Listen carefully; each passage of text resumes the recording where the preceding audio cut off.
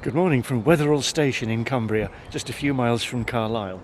I think this is one of the prettiest stations on the Hadrian's Wall line. Opened in 1836, closed in 1967 and reopened in 1981, and it currently sees about 30,000 passengers a year, which is not bad for a station that suffered in the beaching era. The station is on the Newcastle to Carlisle line, which is historically significant, being the first railway across the Pennines. The initial idea to link the two towns was by canal, but the opening of the Stockton and Darlington Railway caused the promoters to seek quotes for building a canal or a railway. The canal estimate was £888,000, whereas the railway came in at only £252,000, a bargain which probably led the way in railway construction as opposed to canals. When the line opened in 1834, a number of special trains were run from either end. Apparently the trains returning to Newcastle left Carlisle very late, as the passengers were enjoying refreshments there. Heavy rain over the Pennines meant they got soaked in the open trucks they were in on the way back. One of the notable features about the station is the bridge, or the viaduct even, which crosses the River Eden. And there is a public path, as you can see, on the left-hand side of the bridge, which we're going to take a walk over soon. And there's the station master's house. There's a plaque that tells you it's the station master's house. The bridge is not accessibility friendly, and there's some people waiting for the 1101. It's not just to Newcastle. The 1101 goes to Whitby, where it arrives at about 3:30. That's a bit of a nightmare. I'm glad they don't use pacers. A newish shelter on the platform towards Carlisle. There isn't a sign saying whether this bridge and the viaduct are dedicated as a public right-of-way. The sign there says footbridge for pedestrian use only. When the viaduct was built, it was the only pedestrian access between Great Corby and Wetheral, and trespassing became a problem for the railway, so the iron footbridge was added to the viaduct in 1851. So we're going to see an LNER zoomer in 20 minutes, but let's go over the viaduct, over the bridge. So we just go past the ticket office window. The house is now a private residence, and they obviously like having a ticket office in their house. The station master's house is a listed building, and the English Heritage database gives a history of it. There we are, station master's house. Footbridge for pedestrian use only, cyclist dismount. The Samaritans have put their sign up, which is pretty good. And let's walk across the bridge, no cycling. When the footbridge was added, the railway charged a toll of a halfpenny to cross, which had become a penny when the station closed in 1967. It had been abolished by the time the station reopened in 1981, no doubt too expensive for British Rail to collect. The views from the bridge are stunning. If you're doing the Newcastle Carlisle line and you're looking for somewhere nice to stop for a break, I would suggest Wetheral. And there's some people coming, so I can't film all the way. According to the stone plaque there, the bridge itself is called Corby Bridge. That's interesting. And there's another bracket. I think they must have been for lighting. I read somewhere that there was gas lighting at one stage on the bridge, but I'm not sure.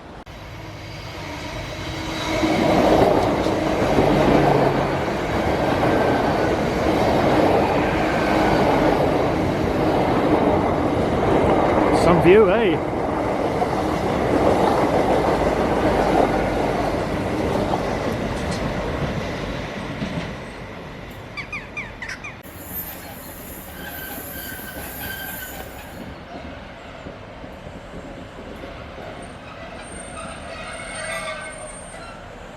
Northern service to Whitby. There's a few of these Northeastern Railway footbridges left on the Newcastle to Carlisle line. I don't know how many of them will survive the onslaught of lifts and accessibility bridges, but at the moment we can enjoy the beautiful sights of these Northeastern Railway iron footbridges. This is the Carlisle bound platform. Next train is 12:22. There is an information board put up by the Community Rail Partnership, but as you can see it seems to have seen better days. There's a nice picture of it reopening, I think, but it's not easy to photograph.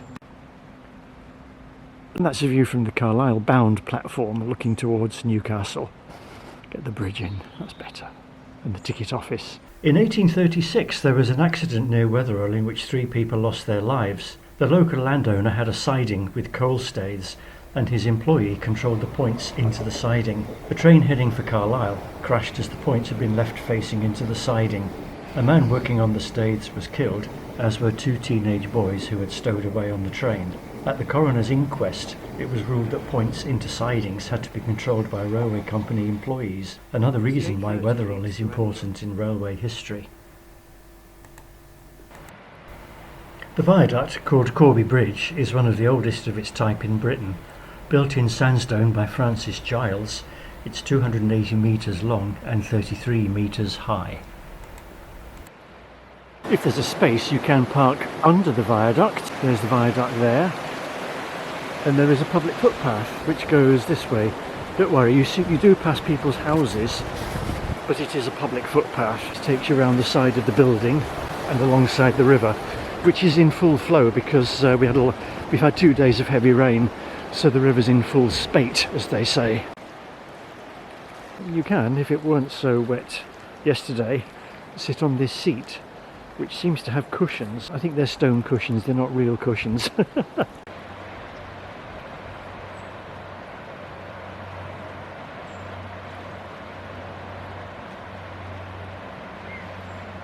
It's interesting that Network Rail prefer to call it the Wetheral Viaduct, or NEC 2/157. From the other side of the little track here, there is a path I've discovered, which according to the wee fingerboard, public footpath, 99 steps to the station. And to a man of my age, 99 steps is nothing, so let's take the 99 steps.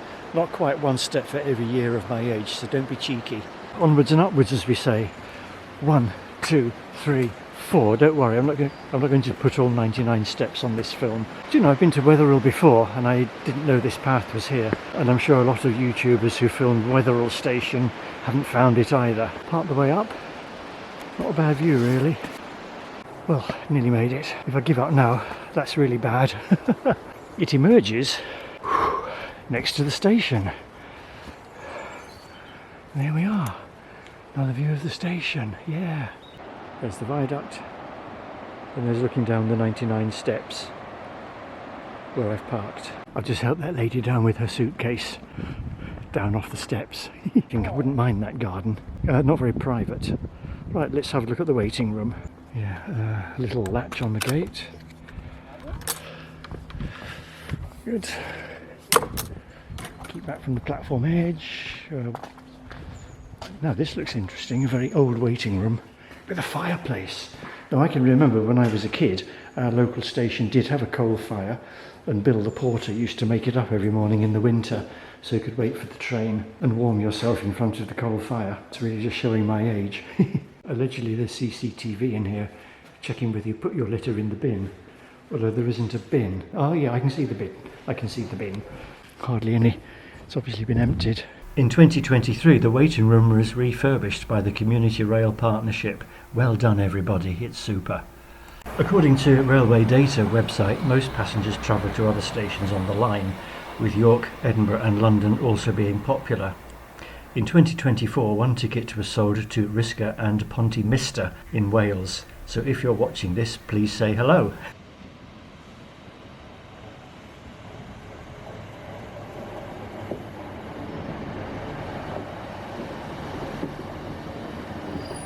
The beaching report of 1963 suggested that resources north of Newcastle should be prioritised on the route to Scotland via Carlisle.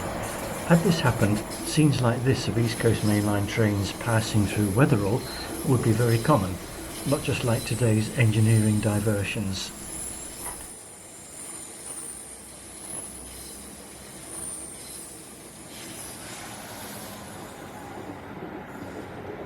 Yeah, very long, 6 hours rather than the usual 3.5. To summarise, the Newcastle to Carlisle line is significant because it was the first Transpennine railway line opening up transport between east and west coasts.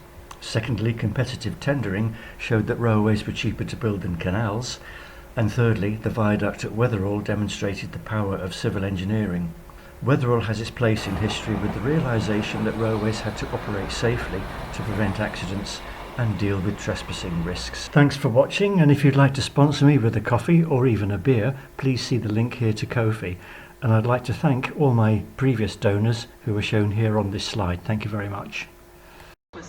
Hexham, Corbridge, Riding Mill, Stocksfield, Prudder, Wylam, Blaydon, Metro Centre, Newcastle, Heworth, Sunderland, Seaham, Hordern, Hartlepool, Seaton Carew, Bellingham, Stockton, Thornaby, Middlesbrough, James Cook University Hospital, Marton, Gypsy Lane, Nunthorpe, Great Ayton, Battersby, Kildale, Commondale, Castleton Moor, Danby, Lealholm, Glaisdale, Epton, Grossmont, Slights, Russell and Whitby. Gromont and Sleets were pronounced incorrectly.